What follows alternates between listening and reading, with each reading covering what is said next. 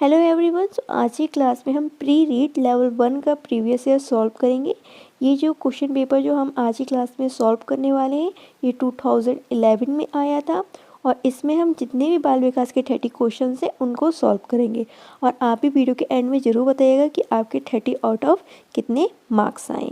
तो चलिए पहला क्वेश्चन देखते हैं कि खिलौने की आयु कहा जाता है, पूर्व बाल्यावस्था को, उत्तर बाल्यावस्था को, शैशवावस्था को या इनमें से सभी। तो उसका राइट आंसर है पूर्व बाल्यावस्था को। शैशवावस्था होती है उसका टाइम पीरियड होता है 0 to 2 ईयर्स।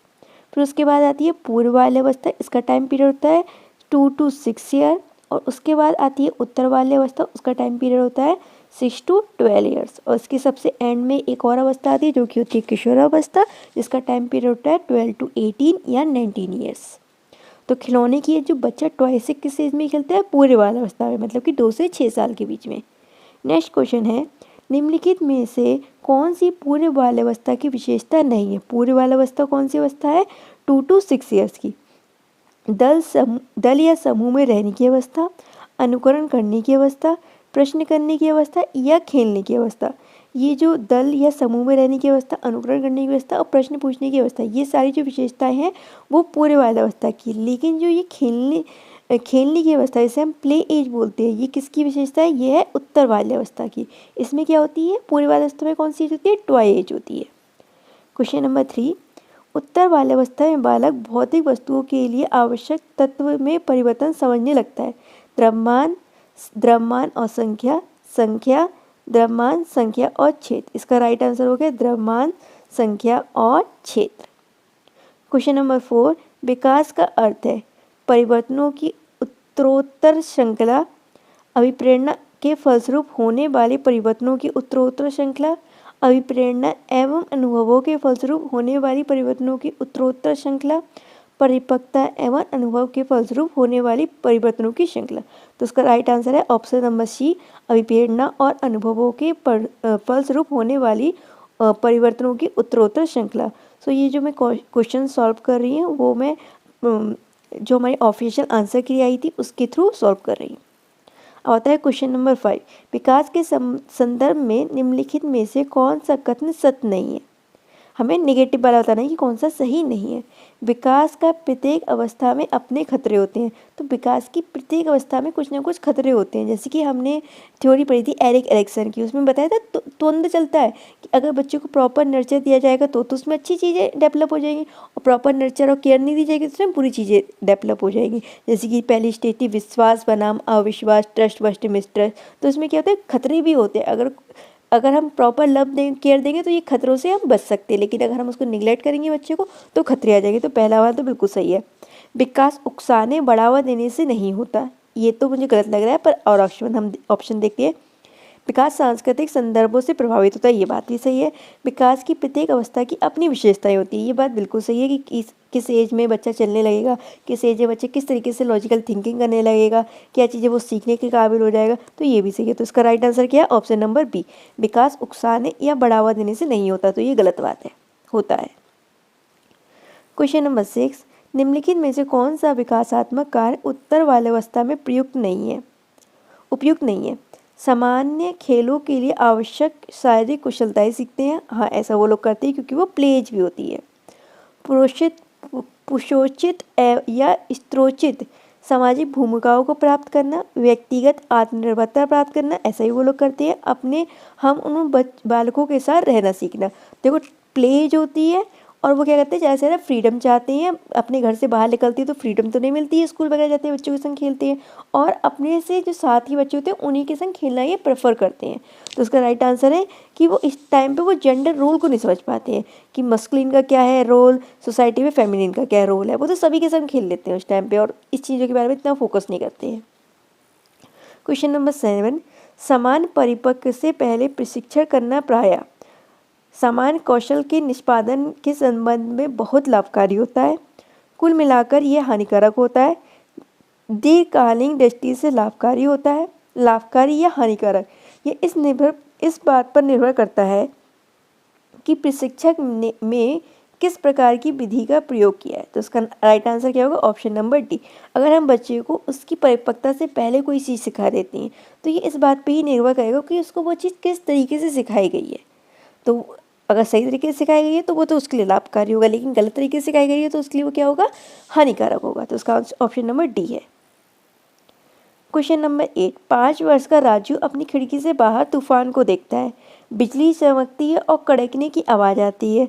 राजू शोर सुनकर उछलता है। पहले मतलब कि बिजली कड़कती है, फिर बिजली चमकती है, फिर किसके? बादलों की कड़कने की आवाज़ें भी आती हैं। तो पहले उसने बिजली देखी, तब उसे पता लगा कि बादल कड़केंगे, तो वो उसने उछला। तो फिर क्या हुआ? ये घटना बार बार हुई कि बार बार बिजली चमकी, बार बार बादल कड़कने की आवाज़ आई। तो फिर क्या हुआ कि कुछ देर देर शांति के पश्चात बिजली कड़की, फिर राजू क्या हुआ? पहले उछल पड़ा। उससे पता था कि बिजली कड़की, अब क्या बोलेंगे? बादल बोलेंगे। तो ये राजू का उछलना सीखने के सिद्धांत का उदाहरण है। शास्त्रीय अनुबंधन, क्रिया प्रसूत अनुबंधन, प्रयत्न या भूल, या इसमें से कोई नहीं। तो इसका राइट आंसर क्या है? शास्त्रीय अनुबंधन। पावलोव ने भी तो यही अपने कुत्ते पे एक्सपेरिमेंट करके दिखाया था कि उसके को खाने देने से पहले बैल बजाई गई। ठीक है, ऐसा किया उसके संग बार बार। अब जब बहुत दिनों बाद केवल बैल बजाई गई तो उसके मुंह में बैल की आवाज़ सुनते ही लार आने लगी, क्योंकि उसे पता है कि अब मुझे खाना मिलेगा। तो ये भी उसी से रिलेटेड है। सकारात्मक दंड का निम्नलिखित में से कौन सा उदाहरण है? मतलब पॉजिटिव पनिशमेंट का। मित्रों के साथ उपहास, मित्रों के साथ समय बर्बाद करना, मीन मेक निकालना बंद करना, इनमें से सभी। तो इसका राइट आंसर है मित्रों के साथ उपहास। क्वेश्चन नंबर 10, निम्नलिखित में से कौन सा कथन अभिप्रेरणा एक प्रक्रिया के संदर्भ में उपयुक्त नहीं है? यह व्यक्ति को लक्ष्य की ओर ले जाती है, ये बात सही है। यह व्यक्ति की शारीरिक आवश्यकताओं को संतुष्ट करती है, हाँ। जो मोटिवेशन होती है, जो शारीरिक जो नीड होती है उसको कंप्लीट करती है। यह मनोवैज्ञानिक आकांक्षाओं को प्राप्त करने में सहायता करता है, ये भी बात सही है। लेकिन ये व्यक्ति को अप्रिय वस्तु से दूर रखना, ये इसका काम नहीं है। क्वेश्चन नंबर 11, किसी उद्दीपक के निरंतर किए जाने से व्यवहार में होने वाला अस्थायी परिवर्तन तो क्या कहलाता है? ये हैबिचुअल कहलाता है, मतलब कि अभ्यस्त कहलाता है। लर्निंग अधिगम, अस्थायी अधिगम, टेम्परेरी अधिगम, या मोटिवेशन, या फिर अभिप्रेरणा। तो ये क्या कहलाता है? हैबिचुएशन। हैबिचुएशन में क्या होता है कि बच्चा को बार बार कोई रीइंफोर्समेंट दिया जा रहा है, कोई बार बार उसे टॉफी दी जा रही है, तो एक दिन जाके वो क्या करेगा? उससे टॉफी से बोर हो जाएगा, क्योंकि वो उसका हैबिट में आ गई है। और उससे लर्निंग क्या होती है? अस्थायी होती है। जब तक बच्चा खुद से इंटरनली मोटिवेट होता है तब तक लर्निंग स्थायी हो ही नहीं पाती है। विद्यार्थी की अभिवृत्ति में परिवर्तन के लिए निम्नलिखित में से किस विधि का प्रयोग अध्यापक को नहीं करना चाहिए? दबाव से किसी बात या विचार के लिए राजी करना, किसी विचार को दोहराना या दृढ़तापूर्वक व्यवहार, किसी प्रशंसनीय व्यक्ति के साथ समर्थन एवं स्वीकृति, संदेश के साथ साहचर्य स्थापित करना। तो इसका राइट आंसर हो गया, हमें भी किसी बच्चे से कोई भी काम दबाव में या फिर उसकी मर्जी के खिलाफ नहीं करना चाहिए। तो मतलब दबाव में किसी बात या विचार पर उसे राजी नहीं करना चाहिए। उपलब्धि अभिप्रेरणा के संबंध में निम्नलिखित में से कौन सा कथन सही है? उपलब्धि अभिप्रेरणा जीवित रहने के लिए आवश्यक है। यह व्यक्तिगत क्षमताओं की संतुष्टि महत्वपूर्ण है। तो उपलब्धि अभिप्रेरक को विकास प्रेरक कहा जा सकता है। यदि व्यक्ति के मध्य प्रतियोगिता का बल है तो उपलब्धि प्रेरक को सामाजिक अभिप्रेरक कहा जा सकता है। इनमें से सभी। तो इसका राइट आंसर क्या है? All of these. Question number 14, 6 से 10 वर्ष की अवस्था बालक रुचि लेना प्रारंभ करते हैं। धर्म में, मानव शरीर में, यौवन संबंधों में, या विद्यालय में? आप खुद बताइए, इस एज में बच्चे कहाँ जाते हैं? स्कूल ही तो जाते हैं। तो उनकी रुचि कहाँ होगी? इनका इंटरेस्ट कहाँ होगा? स्कूल में तो होगा। तो इसका राइट आंसर है ऑप्शन नंबर डी।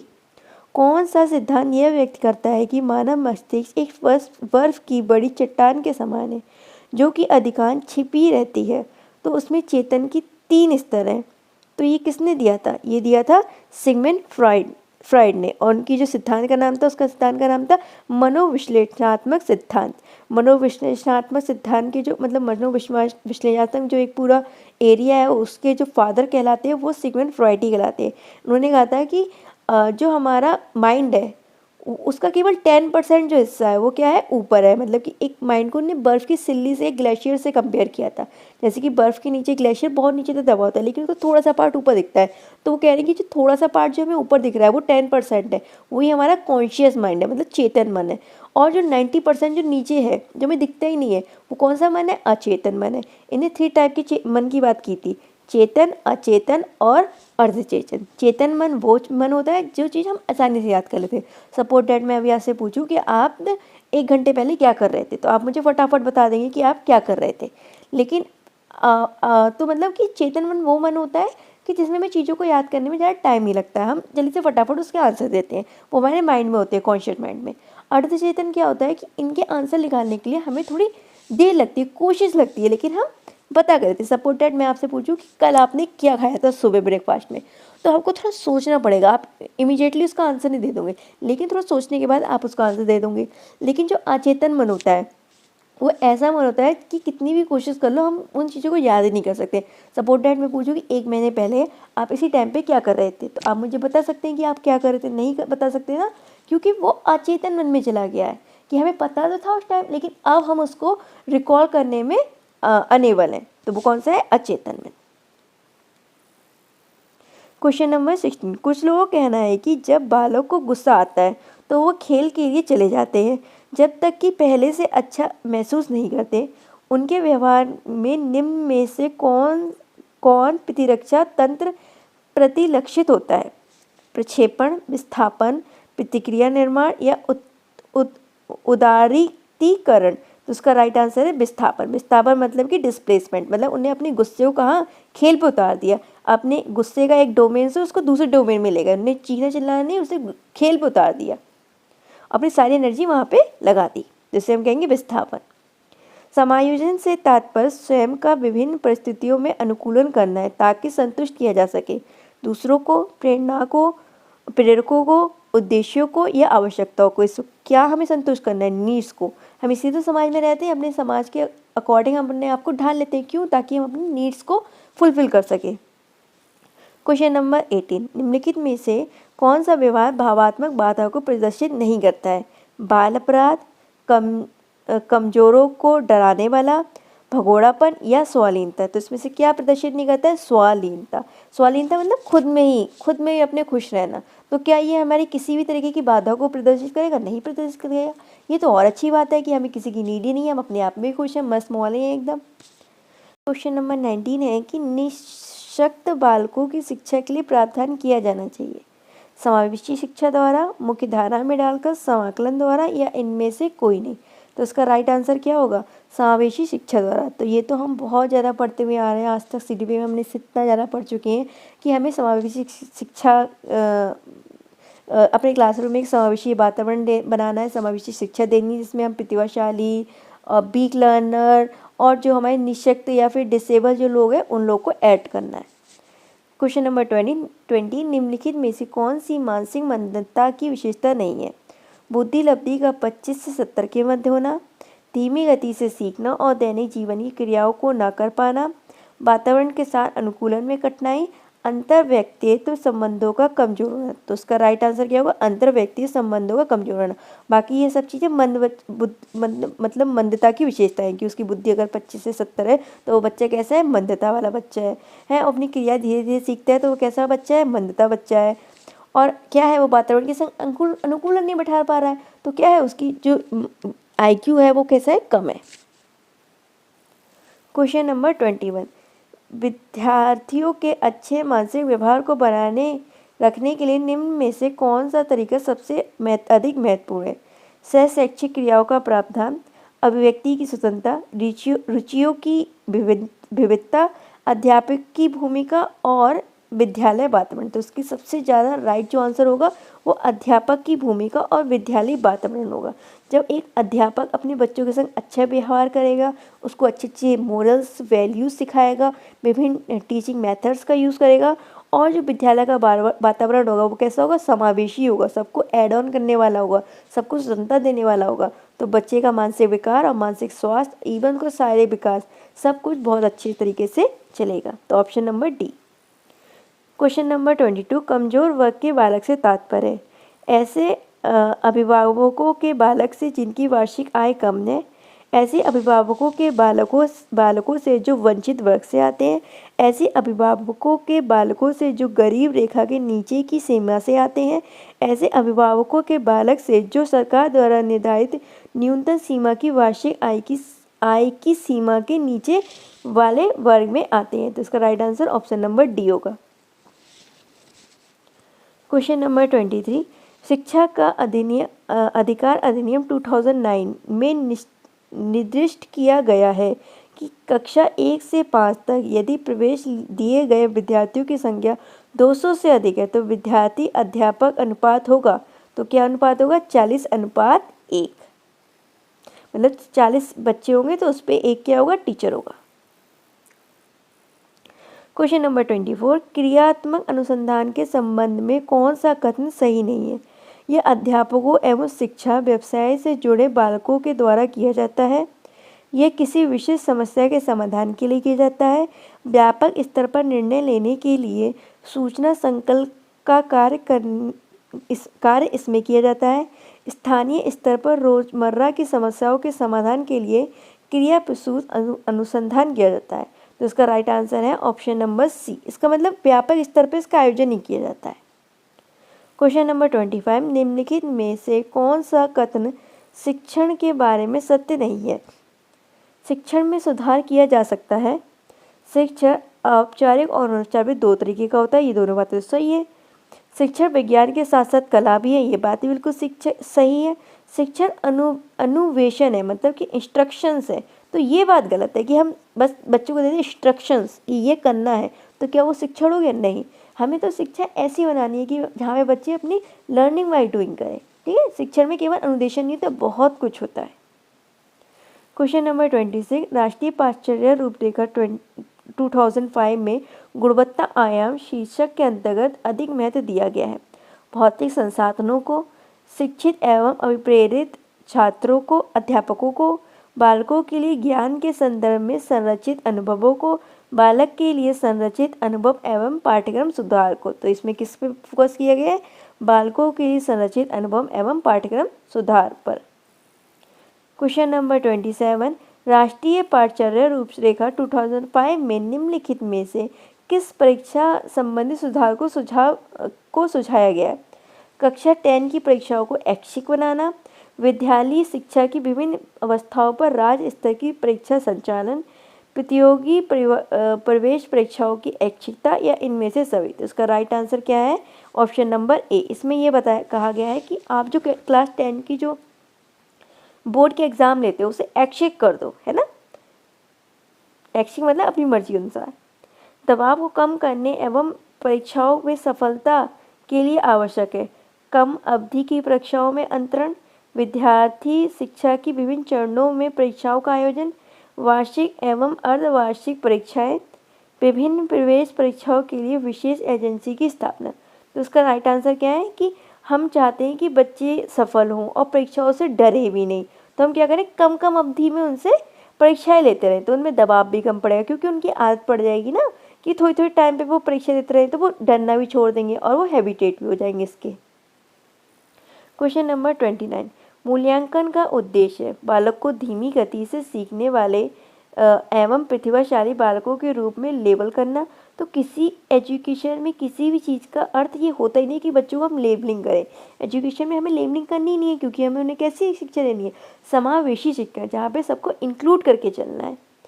जिन बालकों को उपचारिक शिक्षा की आवश्यकता है उनकी पहचान करना, अधिगम की कठिनाइयों व समस्या वाले क्षेत्र का पता लगाना, उत्पादन जीवन जीने के लिए शिक्षा की किस सीमा तक तैयारी कर पाई है का प्रतिपुष्टि प्रदान करना। को प्रतिपुष्टि मतलब कि फीडबैक प्रदान करना। तो राइट आंसर होगा ऑप्शन नंबर डी। और आज की क्लास का हमारा लास्ट क्वेश्चन है, प्राथमिक विद्यालयों में बालकों के लिए निम्नलिखित में से किसे बेहतर मानते हैं? वीडियो अनुरूपण को, प्रदर्शन को, स्वयं के द्वारा किया गया अनुभव, या इनमें से सभी। तो इसका राइट आंसर क्या होगा? स्वयं के द्वारा किया गया अनुभव, क्योंकि लर्निंग बाय डूइंग सबसे बेस्ट मेथड है प्राथमिक स्तर पर, सेकेंडरी स्तर पर। ठीक है, तो आई होप आपको ये 30 क्वेश्चन अच्छे से समझ में आए होंगे और कमेंट बॉक्स में ज़रूर बताइएगा कि आपके 30 आउट ऑफ कितने क्वेश्चन सही हुए। इसके बाद जो हम नेक्स्ट ईयर का प्रीवियस ईयर है वो कल की क्लास में सॉल्व करेंगे। Bye and have a good day.